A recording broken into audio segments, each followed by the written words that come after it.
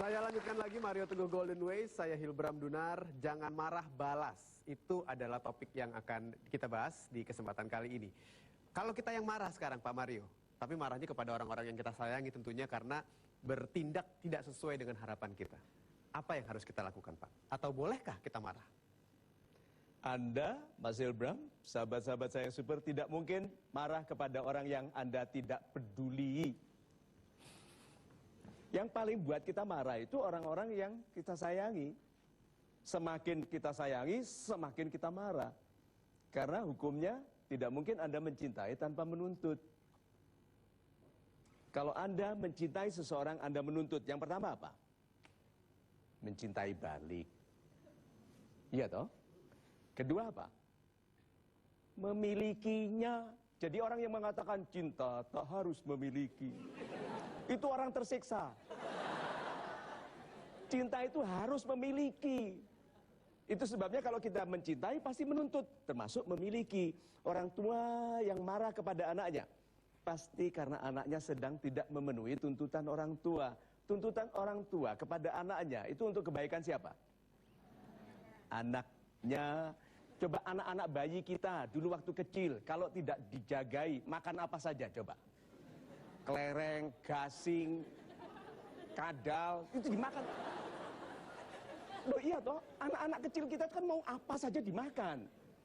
Berarti kalau anak muda dilarang, itu harus mengerti larangan itu untuk kebaikannya.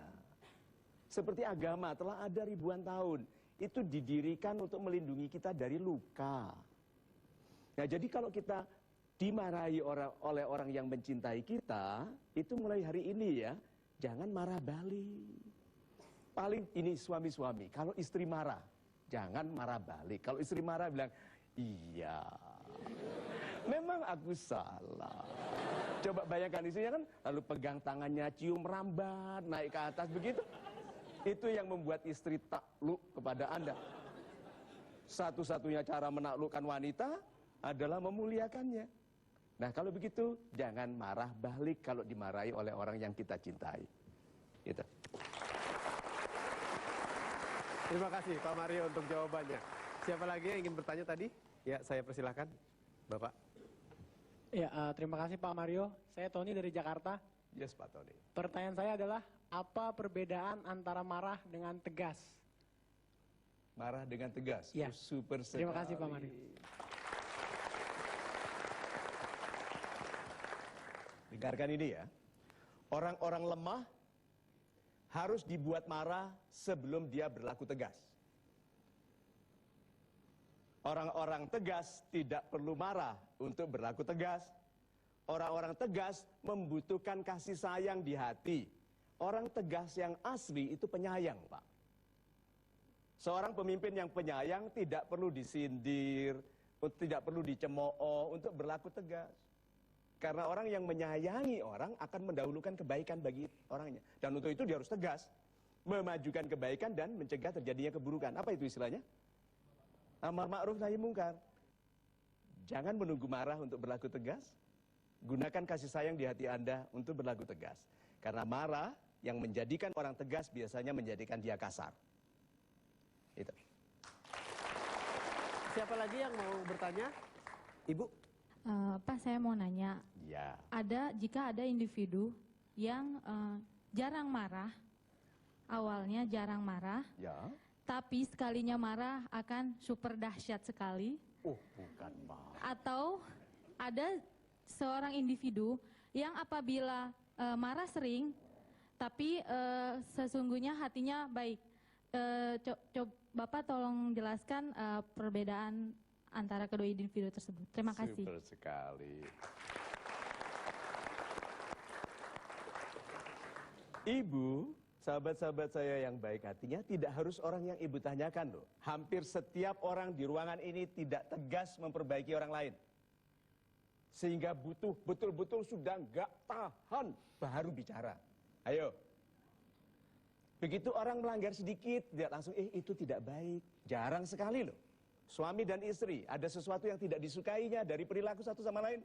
Tidak langsung bilang, Mas jangan begitu, nanti kita nggak bisa bersahabat loh. Jarang, Pak. Ditunggu diam sampai suatu ketika, itu. Itu sebabnya suami itu banyak, dan istri banyak bicara hanya kalau marah. Sebetulnya kita tidak mempunyai ketegasan untuk segera menasihatkan kebaikan. Ya, lebih baik mana? Nggak pernah marah, mendadak marah hebat, membakar rumah, gitu. Atau yang satunya marahnya sering, sedikit-sedikit, marah. Ayo, pilih yang mana? Dua-duanya tidak terhormat. Dua-duanya tidak terhormat. Kalau Anda betul-betul mau melihat orang itu baik atau tidak, perhatikan waktu dia marah. Ada orang berpendidikan tinggi kalau marah seperti orang tidak pernah sekolah? Iya. Nah, tapi orang yang marah, nggak dihormati marahnya. Sampai orang bilang, loh kamu marah tetap.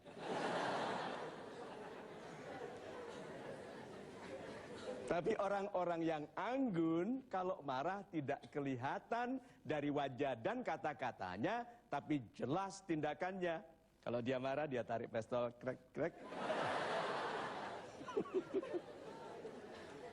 Jadilah orang yang tegas begitu. Dulu pernah ini, kalau yang saya ceritakan ini menonton, saya mohon maaf. Dulu ada salah satu anak buah saya ngeyel sekali. Dan orang ngeyel kan kelihatan dari wajahnya ya. Udah tahu, pipi kirinya rata? Itu karena sering ditempeleng. Dia tuh ngeyel sekali. Saya bilang ini orang tidak bisa diperbaiki. Sudah saya nasihati, masih tetap dalam sebuah rapat.